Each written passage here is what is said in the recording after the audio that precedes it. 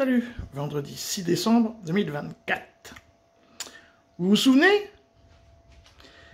Eh ben, moi, pas vraiment en fait.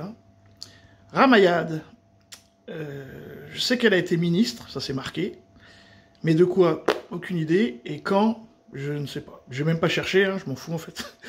Et je m'apercevais que plus, en fait, c'était ça l'histoire, c'est que plus je la vois et plus elle devient verte. C'est des femmes, des blacks là qui mettent des produits chimiques et je sais pas ce qu'elles branlent sur leur peau. Moi, des fois j'en croise, elles ont la peau verte. Je sais pas si elles veulent blanchir, je sais pas ce qu'elles veulent faire, bon, peu importe. Et plus je la vois, et à chaque fois que je la vois, elle est toujours de plus en plus verte. Bon, en tout cas, voilà, c'était une ancienne ministre française qu'on va écouter.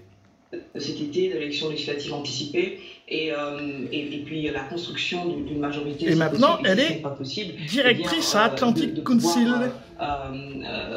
Recommencer dans l'esprit des institutions tel que le général de Gaulle nous l'a enseigné. Donc voilà, moi c'est ce qui me frappe le plus et sur le plan extérieur. Les conséquences sont je laisse parce qu'on entend très peu la France sur les grands dossiers du moment.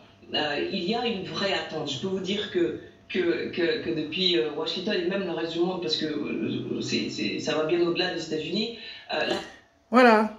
Donc elle est à Washington. Donc une ancienne ministre française devient directrice à Atlantic Council à Washington. Bon, bah c'est ça l'histoire. C'est-à-dire que plus personne ne se souvient que cette nana était ministre. On ne se souvient plus de quand elle a été ministre. On ne se souvient plus de quel ministère elle avait. Tout ce qu'on sait, c'est que c'était un agent étranger, puisque maintenant elle est à Washington. Comme l'était Sarkozy, comme le sont Hollande, comme l'était...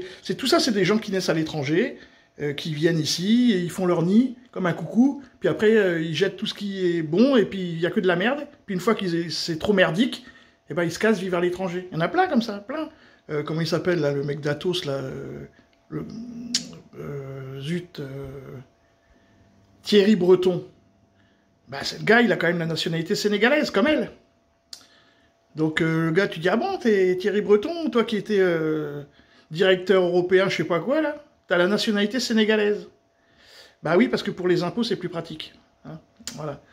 Tous ceux que vous voyez, on ne sait plus qui ils étaient, qui ils sont.